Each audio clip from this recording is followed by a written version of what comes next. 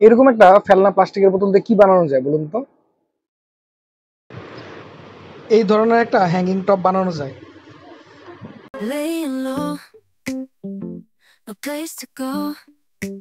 তাহলে এই ফুলের ঝুড়িটা বানানো দেখতে পুরো ভিডিওটা দেখুন। ভিউয়ার্স, প্রথমে আমি যেটা করব, বোতলের নিচের অংশটা কেটে দিব।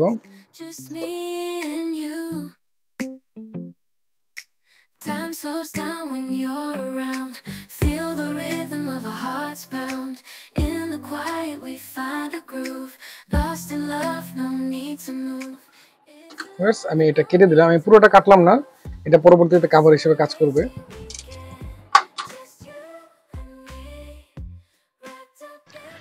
এবার শোল্ডারিং আয়রন দিয়ে আমি পুরো বোতলটাকে ছিদ্র করে দিব। প্রত্যেকটা ছিদ্রর দূরত্ব আমি 1 ইঞ্চির মতো রাখবো, একটু 1 ইঞ্চির চেয়ে একটু কম রাখবো। আপনারা চাইলে আর একটু কম রাখতে পারেন বা বেশি রাখতে পারেন, তবে আমি প্রেফার করব যে 1 ইঞ্চির মতো রাখা। কারণ না হলে যদি এর চেয়ে কম রাখেন সেক্ষেত্রে খুব বেশি ঘন হয়ে যাবে অথবা খুব বেশি দূরত্ব হয়ে যাবে, যেটা হলো আপনার এটাকে খুব একটা ঝোপালো লাগবে না।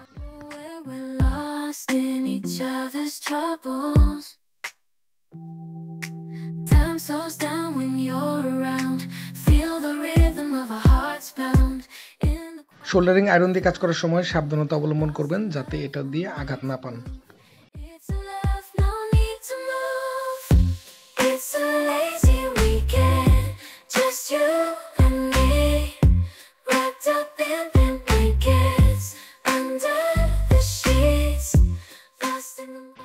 বোতলটা মাটি দিয়ে ভর্তি করে নিচ্ছি এবং মাটির মধ্যে আমি কম্পোস্ট সার মিক্স করে নিচ্ছি, কারণ 1 লিটারের একটা বোতল, অল্প মাটি থাকবে, এতে খুব ভালো যাতে সার পায় সেই কারণে আমি কম্পোস্ট মিক্স করে নিয়েছি। আপনারাও এটাই করবেন।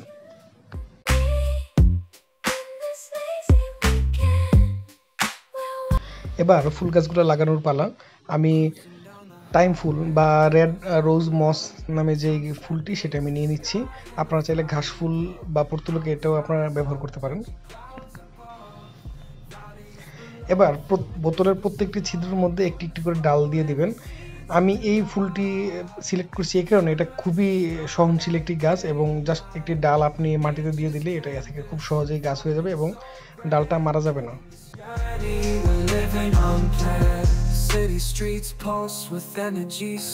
কোনো ছিদ্র যাতে বাদ না পড়ে সেটা অবশ্যই খেয়াল রাখবেন।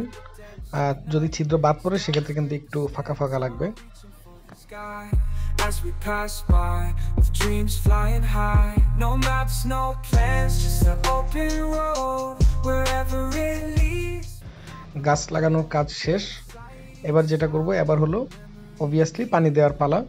আপনারা অল্প করে পানি দিয়ে দিবেন এবং যখন আপনারা মাটিটা শুকনো দেখবেন তখন পানি দিয়ে দিবেন এবং খেয়াল রাখবেন যাতে মাটিটা একদম শুকিয়ে যেতে না যায়।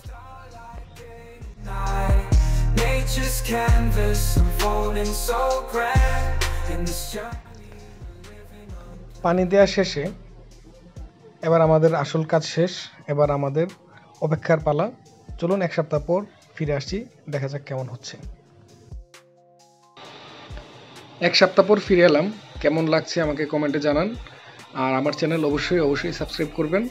আর যদি ভিডিও ভালো লাগে তাহলে ভিডিওতে লাইক করবেন, কমেন্টে জানান কেমন লাগছে।